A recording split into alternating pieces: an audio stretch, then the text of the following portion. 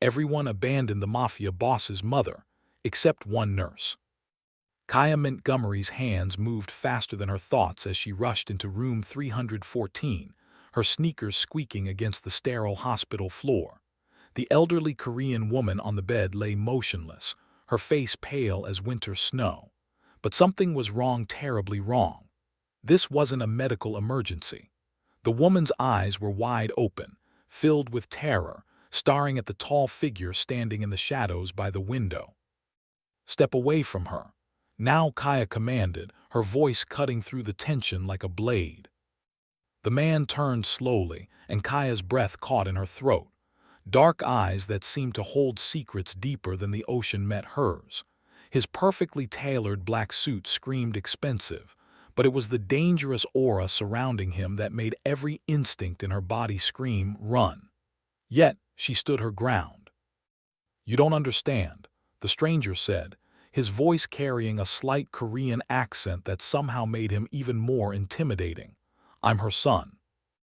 Kaya's eyes narrowed. "Funny. In 3 months of caring for Mrs. Choi, you've never once shown your face. But the second she's dying, here you are.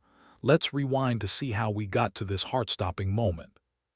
3 months earlier, Kaya Montgomery was having the worst day of her nursing career. She just finished a brutal 12-hour shift at Mercy General Hospital when her supervisor, Linda, called her into the office. "Kaya, I have a special assignment for you," Linda said, sliding a file across her desk. Kaya picked up the folder, exhaustion making her movements sluggish. "Private care. I've never done private nursing before. The patient is Mrs. Choi, 72 years old. She's been in a medically induced coma for 2 weeks after a severe stroke there, paying extremely well for round-the-clock care."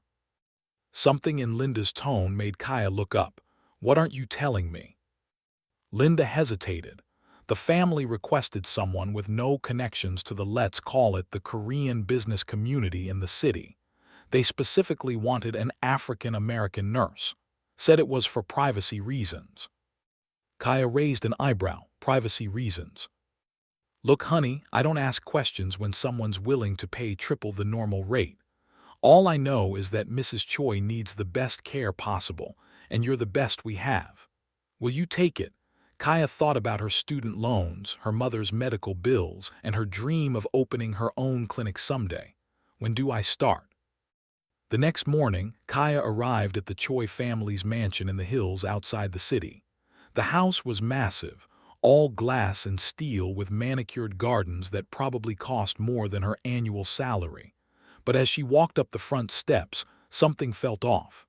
The place was too quiet, too empty. A stern-faced Korean woman in her 50s answered the door. "You must be the nurse. I'm Mrs. Park, the housekeeper. I'll show you to Mrs. Choi's room." As they walked through hallways lined with expensive art and family photos, Kaya couldn't help but notice something strange. In every family picture, there was a section that looked like someone had been carefully cut out. "Mrs. Park," Kaya said carefully, "will any family members be visiting Mrs. Choi?" Mrs. Park's face hardened. No family comes here anymore. That's why we need you." They stopped in front of a door at the end of a long hallway. Mrs. Park's hand trembled slightly as she turned the handle. "Mrs. Choi was a good woman. Whatever you might hear about this family, remember that. She deserves kindness." The room was beautiful but felt like a tomb. Medical equipment hummed softly around a hospital bed where a small, fragile woman lay connected to various machines. Despite being unconscious, Mrs. Choi's face looked troubled, as if she was fighting battles even in her sleep. "I'll leave you to get settled," Mrs. Park said quietly. "If you need anything, press the button by the bed.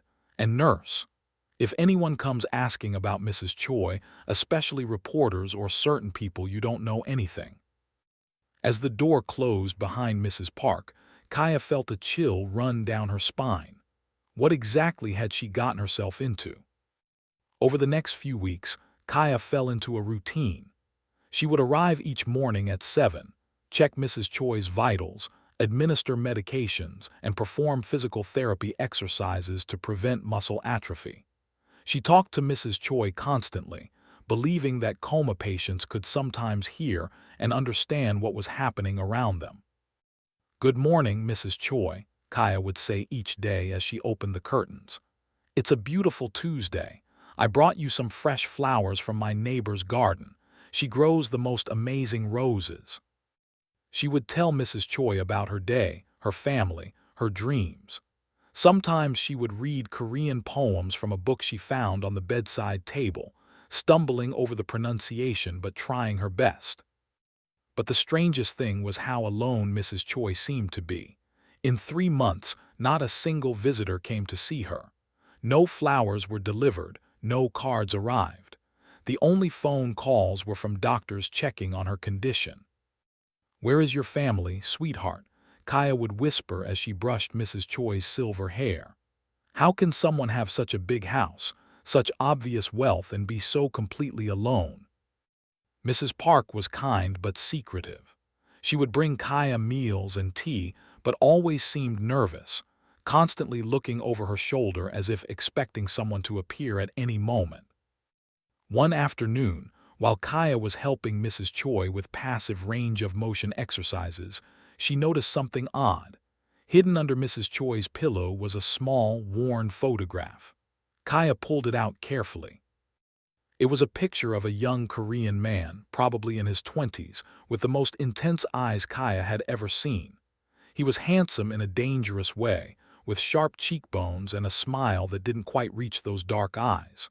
On the back of the photo, someone had written in shaky handwriting, "My beautiful boy, Hae-jin. Please come home." "Is this your son?" Kaya asked softly, though she knew Mrs. Choi couldn't answer. That's when she noticed something that made her heart race. Mrs. Choi's fingers, which had been motionless for weeks, twitched slightly. Her eyelids fluttered. "Mrs. Choi, can you hear me?" But just as quickly as it happened, Mrs. Choi was still again. Kaya quickly put the photograph back under the pillow, but she couldn't stop thinking about it. Who was this Hae-jin? And why had his mother hidden his picture like some precious secret? Later that evening, Kaya couldn't resist doing some research. She Googled Hae-jin Choi, and what she found made her blood run cold. After article appeared on her screen, Korean-American crime family under investigation. Air 2 CHOI organization WANTED 4 questioning. Dangerous fugitive. Hae-jin CHOI suspected of money laundering. The same intense eyes from the photograph stared back at her from police mugshots and newspaper articles. Hae-jin Choi wasn't just Mrs. Choi's son, he was allegedly the head of one of the most powerful crime families on the West Coast. Kaya's hands shook as she scrolled through more articles. The stories painted a picture of a man who had inherited a criminal empire from his father and expanded it into legitimate businesses, but who was suspected of using violence and intimidation to maintain control. But the most recent article was what truly shocked her. "Crime boss abandons dying mother," the headline read. Sources close to the Choi family report that Hae-jin Choi has cut all ties with his hospitalized mother, leaving her to die alone rather than risk exposure by visiting her. Kaya closed her laptop, her mind racing. How could a son abandon his mother when she needed him most? What kind of monster was this Hae-jin Choi? But even as she judged him, a small voice in her head reminded her of the pain she'd seen in Mrs. Choi's face, even in her unconscious state. Whatever Hae-jin had done, Mrs. Choi loved him enough to keep his picture close to her heart. The next morning, Kaya arrived at work with a new determination. If Mrs. Choi's own son wouldn't fight for her, then Kaya would be her advocate. She began talking to Mrs. Choi about forgiveness, about hope, about the possibility that people could change. "You know what I think, Mrs. Choi," Kaya said as she checked the woman's IV.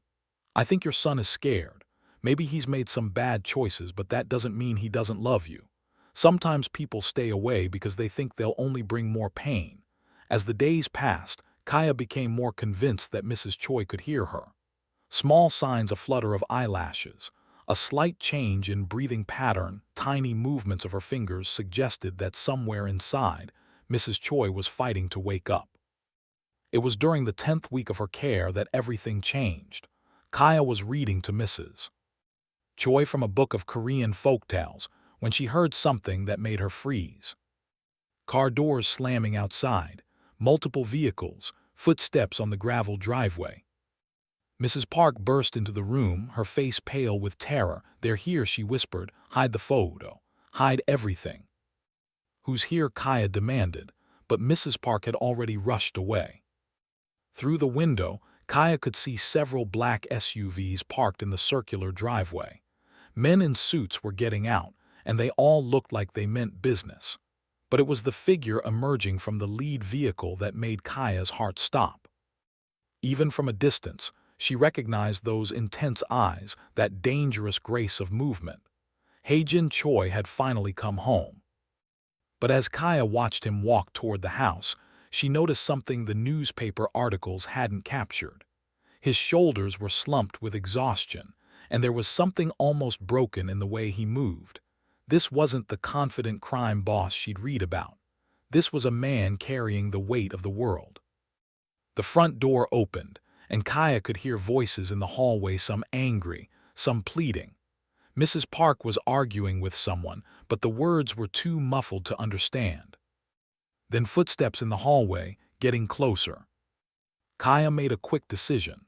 She sat down beside Mrs. Choi's bed and took the woman's hand, positioning herself as a protective barrier between the door and her patient.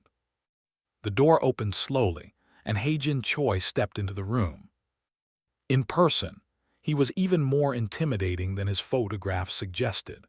Tall and lean, with perfectly styled black hair and a face that belonged in a movie about dangerous men. His expensive suit was wrinkled, as if he'd been traveling for hours, and there were dark circles under those intense eyes. But what struck Kaya most was the way his face completely transformed when he saw his mother. The dangerous mask fell away, replaced by raw, devastating grief. He took a step forward, then stopped, as if he was afraid to come closer. "How is she?" he asked, his voice barely above a whisper. "She's been waiting for you," Kaya said simply. Hae-jin's jaw tightened. "She shouldn't have been. It's not safe for me to be here." "Safe for who? You or her?" His eyes snapped to hers, and for a moment Kaya thought she might have pushed too far. But instead of anger, she saw something like surprise in his expression. "You don't know who I am," he said. "I know exactly who you are," Kaya replied calmly. "What I don't understand is how you could stay away from the woman who loves you enough to keep your picture under her pillow." Hae-jin's composure cracked slightly. "She has my picture." Without breaking eye contact, Kaya reached under Mrs. Choi's pillow and pulled out the worn photograph. "She holds it every night. Even unconscious, her hand reaches for it." The silence that followed was broken only by the steady beeping of the heart monitor. Hae-jin stared at the picture as if it was the most precious thing in the world. "I thought," he started, then stopped. "I thought it would be easier for her if I just disappeared. If she could pretend she'd never had a son like me." "Mr. Choi," Kaya said gently, "your mother doesn't need you to be perfect. She just needs you to be here." That's when it happened. As if responding to her son's voice, Mrs. Choi's fingers began to move. Her eyelids fluttered, and a soft moan escaped her lips. Both Kaya and Hae-jin rushed to the bedside as Mrs. Choi's eyes slowly opened for the first time in 3 months. "Hae-jin," she whispered, her voice barely audible.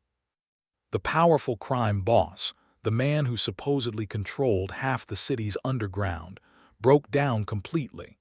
Tears streamed down his face as he gently took his mother's hand. "I'm here, Iyama, I'm here."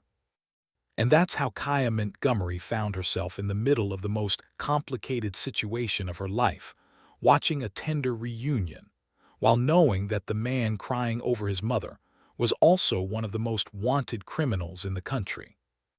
But as she watched Hae-jin gentle stroke his mother's hair and whisper apologies in Korean, Kaya began to wonder if everything she'd read about him was really true.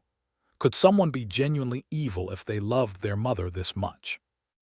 The moment was interrupted by the sound of sirens in the distance, getting closer. Mrs. Park appeared in the doorway, her face panic-stricken. "Sir, we need to leave. Now, someone called the police." Heijin's face hardened again as he looked at his mother, who had drifted back into unconsciousness. "I can't leave her again." "You have to," Kaya said urgently. "If you get arrested, who's going to take care of her? Who's going to make sure she gets the treatment she needs?" Heijin looked at her with something like gratitude. "You'll stay with her. I'm not going anywhere." He nodded once, then leaned down to kiss his mother's forehead. "I'll be back," he whispered in Korean. As he turned to leave, he paused at the door. "Thank you," he said to Kaya, "for everything you've done for her, for seeing her as more than just the mother of a criminal."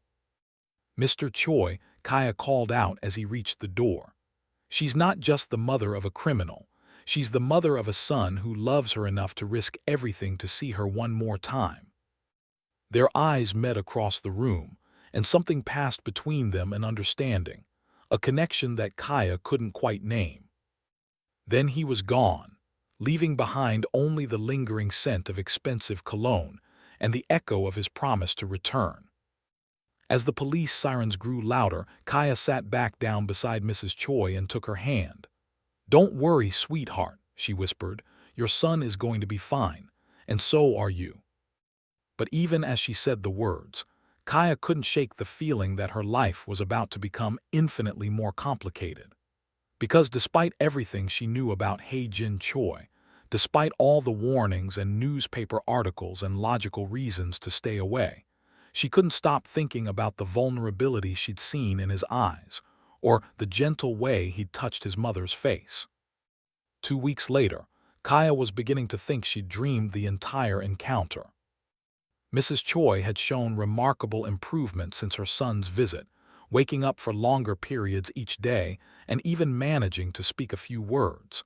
But there had been no sign of Heijin, no mysterious phone calls, no black SUVs in the driveway. Until tonight. Kaya was working the night shift, reading quietly beside Mrs. Choi's bed, when she heard a soft tap on the window. Her heart nearly stopped when she looked up to see a familiar silhouette on the balcony outside.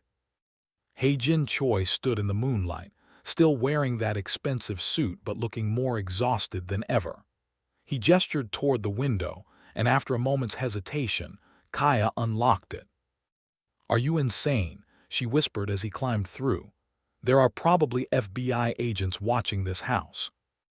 "Not tonight," he said calmly. "I made sure." "How exactly does someone make sure of that?" A ghost of a smile crossed his face. "You really don't want to know."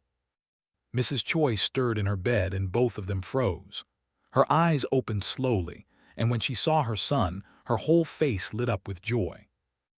"Heijin," she whispered, reaching out with trembling hands. This time, Heijin didn't hesitate. He rushed to her side and gathered her into a gentle embrace, speaking to her in rapid Korean. Kaya couldn't understand the words, but she could hear the love and regret in his voice. For 20 minutes, Kaya watched as mother and son reconnected. Mrs. Choi told him about her dreams, about how she'd heard Kaya's voice during her coma, about how proud she was of him despite everything. Heijin apologized over and over, promising to find a way to make things right. When Mrs. Choi finally drifted back to sleep, Heijin turned to Kaya with tears in his eyes. "She forgives me," he said, as if he couldn't believe it. "Of course she does," Kaya replied softly. "She's your mother. You don't understand. The things I've done, the people I've hurt to protect this family's legacy. I don't deserve her forgiveness." Kaya studied his face, seeing the pain behind his carefully constructed mask. "Maybe the question isn't whether you deserve it. Maybe it's what you're going to do with it." Heijin was quiet for a long moment. "You're not like anyone I've ever met," Kaya Montgomery. Hearing her name from his lips sent an unexpected shiver down her spine. "How do you know my full name?" "I know everything about everyone who comes near my mother. It's how I keep her safe." He paused. "I know you have a younger brother in medical school. I know your mother has diabetes and struggled to pay for her medications until recently. I know you volunteer at the free clinic on weekends and that you dream of opening your own healthcare center in an underserved community. Kaya's mouth fell open. You investigated me. I had to, but what I found, he shook his head. I found someone who chose to care for a stranger with no family, no visitors, no one to advocate for her except a nurse who could have easily just done the minimum required by her job. Mrs. Choi isn't a stranger to me anymore, Kaya said. She's become like family. Family, Jin repeated, as if the word was foreign to him. I'd forgotten what that felt like until I saw how you care for her. Their conversation was interrupted by the sound of Mrs. Choi mumbling in her sleep. Both of them turned to check on her, and in that moment, their hands accidentally touched on the bed rail. The contact was brief, but it sent electricity, shooting up Kaya's arm. She looked up to find Jin staring at her with an intensity that made her breath catch. I should go, he said, but he didn't move away. You should, Kaya agreed, but she didn't pull back either. My life is dangerous, Kaya. People who get close to me end up hurt. I'm not afraid of dangerous, she whispered. You should be terrified of me. Why? Because some newspaper articles say you're a criminal. Because you've made choices you regret. Kaya stepped closer. Or because you're afraid that if someone really saw who you are underneath all that armor, they might realize you're not the monster everyone thinks you are. Jin's carefully controlled facade cracked completely. You don't know what you're saying. I know that you've risked everything twice now to see your mother. I know that you cry when you think no one is looking. I know that despite all your power and money, you're the loneliest person I've ever met. The silence stretched between them, filled with unspoken possibilities and dangerous attractions neither of them could afford. Finally, Jin stepped back. I have to go.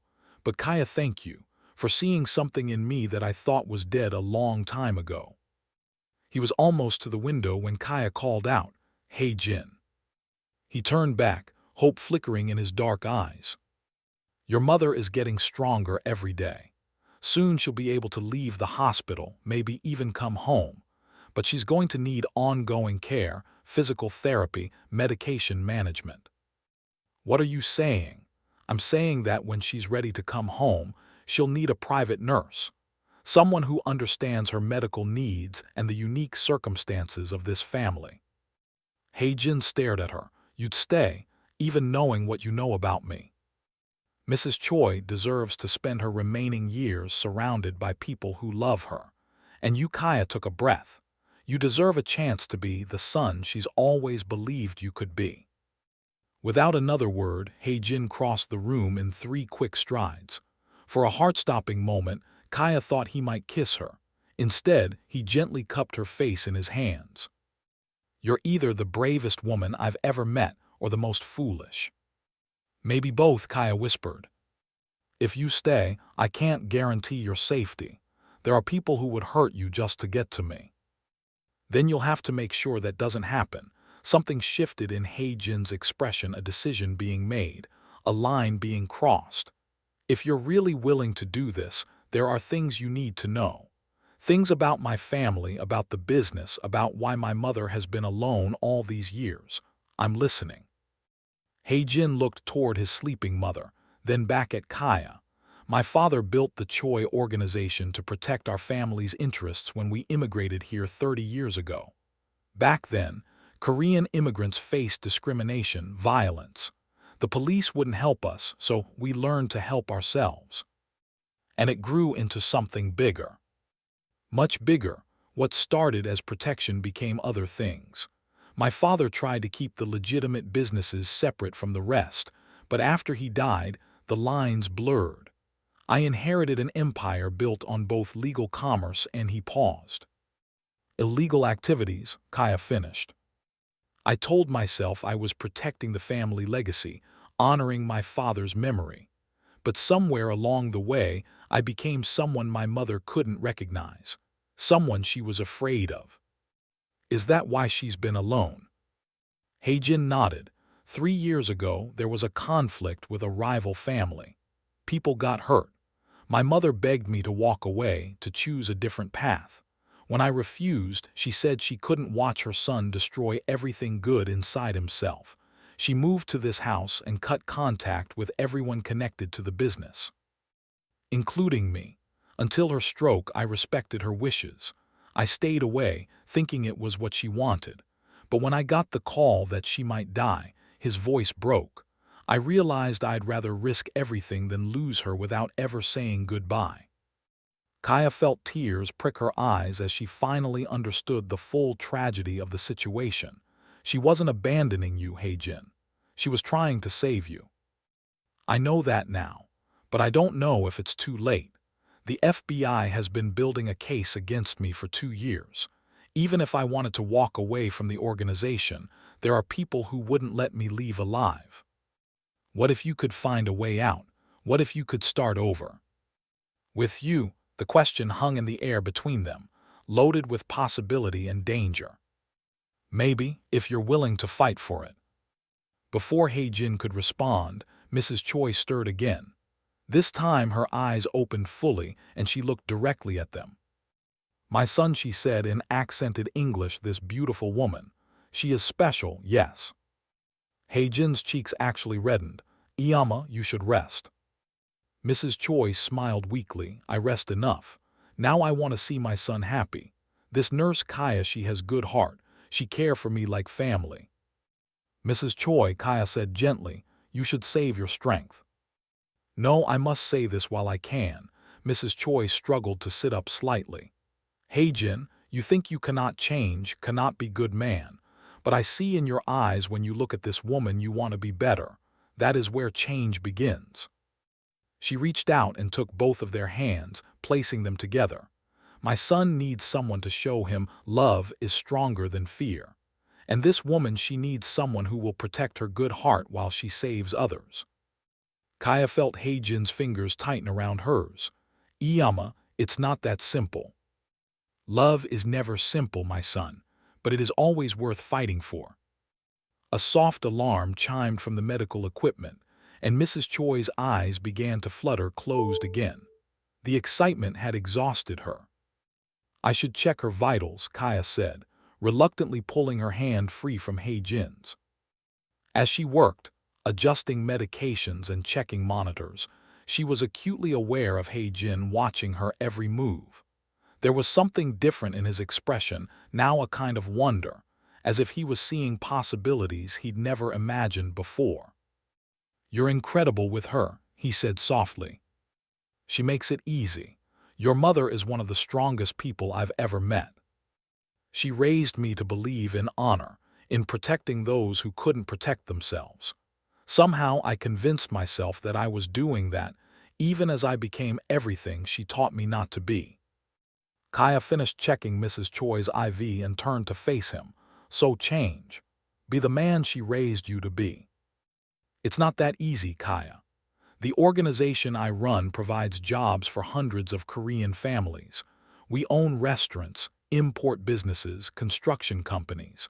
If I just walk away, those legitimate enterprises fail and innocent people suffer. Then don't walk away. Transform it. Use your power and influence to build something legitimate, something your mother could be proud of. And the illegal activities. Phase them out. Find other ways to generate revenue. Use your connections to help other immigrants the way your father originally intended. Heijin was quiet for a long time, staring out the window at the pre-dawn darkness. It would take years, and it would be incredibly dangerous. There are people who profit from the way things are now. Nothing worthwhile is easy, Heijin, but you don't have to do it alone. He looked at her then with such raw hope that it took her breath away. You'd really stay, help me become someone worthy of my mother's faith. I'd stay because I believe you already are that person. You just need to remember how to let him out. As the first hints of dawn began to lighten the sky, Heijin knew he had to leave. But this time, the goodbye felt different. This time, he was leaving with purpose instead of shame. "I'll be back tomorrow night," he said. "And Kaya, I'm going to start making some calls. There are people in my organization who want to go legitimate.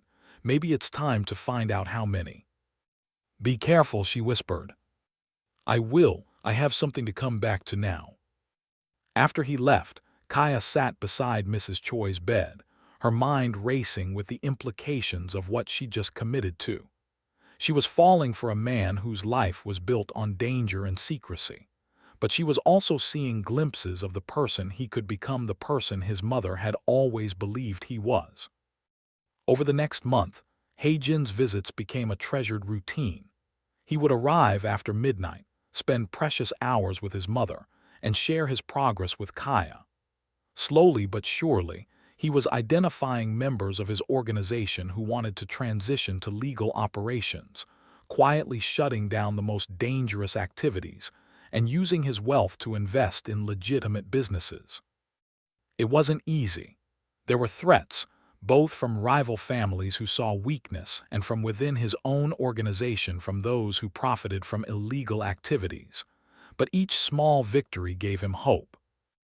And through it all, his relationship with Kaya deepened. They would talk for hours about his mother's progress, about his plans for the future, about their own growing feelings for each other. "I never imagined I could have this," he told her one night as they watched Mrs. Choi sleep peacefully. "A chance at a normal life. Someone who sees past what I've done to who I might become." "It doesn't matter what you've done, Hae-jin. What matters is what you do next." Their relationship remained achingly chaste, a touch of hands, meaningful glances, conversations that revealed their souls. Both of them knew that one kiss would change everything, would cross a line that could never be uncrossed. The turning point came 6 weeks later. Mrs. Choi had been making remarkable progress. She was awake for most of the day now, engaging in physical therapy, even taking short walks around her room. The doctors were amazed by her recovery. But on this particular night, Hae-jin arrived with troubling news. "There's going to be a federal raid tomorrow," he said without preamble. "Someone in my organization is cooperating with the FBI." Kaya's blood went cold. "What does that mean?" "It means they're coming for me, and anyone associated with me could be considered an accessory." "Including you." Hae-jin's face was grim. "I have to disappear at least for a while, but first I need to make sure you and my mother are safe." "We're not going anywhere," Kaya said firmly. "Your mother needs her treatments and she needs you." "Kaya, you don't understand. If they arrest me, they'll freeze all my assets. This house, my mother's medical care, your salary, everything will be gone. Then we'll figure something else out." Mrs. Choi, who had been listening quietly from her bed, spoke up. "My son, you cannot run forever. Iyama, if I turn myself in, I could go to prison for years, decades maybe. And if you run, you will be in prison of different kind. Prison of fear, of hiding, of never being able to live as your true self." She struggled to sit up, and both Hae-jin and Kaya rushed to help her. "I am old woman now," Mrs. Choi continued. "I have seen enough of life to know that running from truth never leads to happiness. If you have done wrong things, you must face them. But you must also show world who you really are now." "What are you suggesting?" Hae-jin asked. "Turn yourself in. But first, gather proof of all the good changes you have made. Show them that Choi organization is becoming force for helping people, not hurting them. Show them that you are more than your mistakes." Hae-jin looked at his mother as if she'd suggested he fly to the moon. "Iyama, they have evidence of crimes going back years. Cooperation or not, I could spend the rest of my life in prison." "Maybe," Mrs. Choi said gently, "but maybe not, and even if you do, you will be free in here." She placed her hand over her heart. "Free to love, to be loved, to know you chose courage over fear." Kaya watched the internal struggle play out on Hae-jin's face. Everything in his training, his instincts, his experience told him to run, but his mother's words had planted a seed of a different possibility. "If I do this," he said slowly, If I turn myself in and cooperate fully with the investigation, I need to know that you'll both be taken care of. We can take care of ourselves, Kaya said. No, you can't. Not the way you deserve to be. Jin turned to face her fully. Kaya, I'm going to ask you something, and I need you to think very carefully before you answer. I'm listening. Marry me. The words hung in the air like a challenge to the universe itself. Jin Kaya started, but he held up a hand. Not because I'm trying to manipulate the situation, and not just because I've fallen desperately in love with you over these past months. Marry me because as my wife, you'll have access to resources that can help you build that clinic you've always dreamed of. Marry me because you'll be able to provide the best possible care for my mother, regardless of what happens to me. And what about love? Kaya asked quietly. I love you more than I thought it was possible to love another human being, he said simply. I love your compassion, your strength, your unwavering belief that people can change. I love the way you've brought my mother back to life, and the way you've made me believe I might be worthy of redemption. Tears were streaming down Kaya's face now. Hey, Jin. If I go to prison, I could be there for years. It's not fair to ask you to wait for me. But if you'll have me, if you'll take my name and my resources and use them to do the good work you've always wanted to do, then something beautiful will come from all of this ugliness. Mrs. Choi was crying now too, watching her son offer the ultimate sacrifice, his freedom, his future, his chance at happiness to ensure the women he loved would be protected. You beautiful, foolish man, Kaya whispered. Do you really think I could marry you just for resources and security? Jin's face fell. I can't marry you for those reasons, Kaya interrupted, because I'm already completely, hopelessly, irrevocably in love with you. I'm in love with your dedication to your mother, your willingness to change, your courage in the face of an impossible situation. I'm in love with the man you are underneath all the fear and guilt. Hope blazed in Jin's eyes. Does that mean? It means yes, you impossible man. Yes, I'll marry you. Not for your money or your protection, but because I can't imagine facing whatever comes next without you by my side. The kiss that followed was worth every moment of restraint, every careful boundary they'd maintained. It was a promise, a commitment, a declaration that love really could triumph over even the most impossible circumstances. When they finally broke apart, Mrs. Choi was beaming through her tears. Now that is what I call family, she said. 3 days later, Jin Choi walked into the federal building downtown, hand in hand with his new wife, and surrendered himself to authorities. But he didn't come empty-handed. He brought with him detailed records of every illegal activity the Choi organization had ever been involved in, along with documentation of the systematic changes he'd been implementing. He brought the names of every person who had been coerced into illegal activities and wanted out, and a comprehensive plan for transitioning the entire operation into a legitimate network of businesses focused on supporting immigrant communities. Most importantly, he brought character witnesses, dozens of people whose lives had been changed by the organization's legitimate activities, who could testify to the good work being done under his leadership. The legal proceedings took 18 months. During that time, Kaya continued caring for Mrs. Choi, who made a full recovery and became the foundation for everything good they were trying to build. Together, they established a non-profit healthcare organization that provided free medical care to underserved immigrant communities. When Jin was finally sentenced, the judge took into account his cooperation, the evidence of his genuine transformation, and the testimony of hundreds of people whose lives had been positively impacted by his changes to the family business. He received 5 years in federal prison, far less than anyone had expected. On the day of his sentencing, as Kaya watched her husband being led away, Mrs. Choi took her hand. 5 years is not so long, she said gently, and look what he accomplished in just 18 months when he chose love over fear. Imagine what he will do when he comes home. Kaya squeezed her mother-in-law's hand. "We'll be here waiting for him." "Yes," Mrs. Choi said with a smile, "family waits. Family forgives. Family believes in redemption." And that's exactly what they did. They waited, they built something beautiful together, and they proved that sometimes the most unlikely love stories have the most powerful endings. Because when Hae-jin Choi was released after serving 3.5 years of his sentence, he came home to a wife who had never stopped believing in him, a mother who was proud of the man he'd become, and a community of people whose lives had been transformed by the healthcare organization that bore his family name. He came home to a second chance, a clean slate, and a future built on the foundation of love, forgiveness, and the unshakable belief that everyone deserves the opportunity to become their best self. The lesson of this story is simple but profound.